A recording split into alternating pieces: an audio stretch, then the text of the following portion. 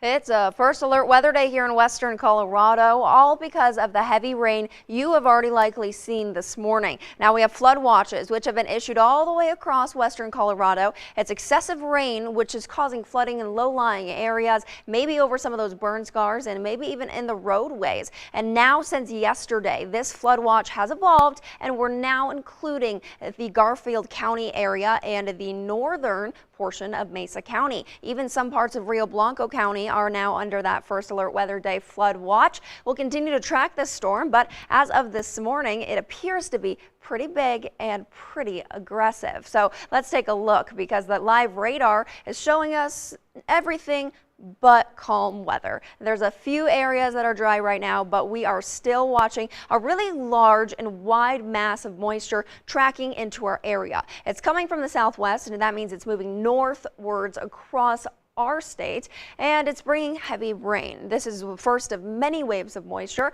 but it could make your drive to work a little bit iffy today, so take it slow and also bring a light jacket, because that rain will not be cleared up by the end of the day. Let's plan out your day. Your futurecast clouds and precipitation show you some moisture gathering down near the San Juan Mountains, down near Alamosa, but we also have a little bit more moisture still hanging out really local to the Grand Junction area. So that is something we're keeping a close eye on. But throughout the day today, it's going to fade in and out. Like most of our storm systems, they don't exactly stay completely consistent. We do see cloud coverage, but this break in the afternoon is actually going to allow for some thunderstorm generation. So that is our next concern. Later in the evening, there's those thunderstorms we were talking about flashing by in yellow.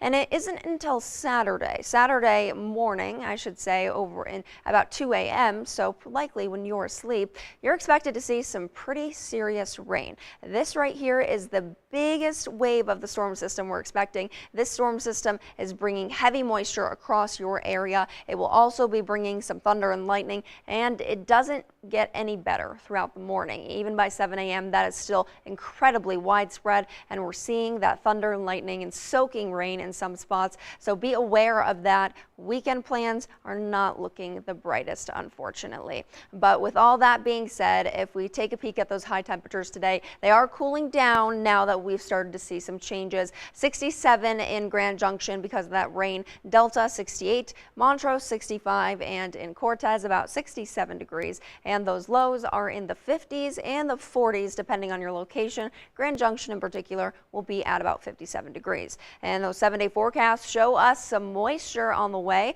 That moisture, a 90% chance. We already talked about that. It's very likely, more than likely, that you see that rain. And then continuing through the next several days, the big wave of storm activity ends on your Sunday, but we could see some returning afternoon showers from a new system by Monday and Tuesday. The same thing will be seen location to location, so expect your temperatures to cool down over the next several days. In Montrose, we have a 90% chance for rain, of course, today, and on your Saturday, occasional periods of rain. Thunder and lightning could be mixed in there, and we will clear up Sunday morning before we could see a few more stray showers during the work week. Delta is expecting an 80 to 90% chance for rain today, and it will clear off on Sunday, but we're going from 68 to 69 down to 67 degrees for temperatures.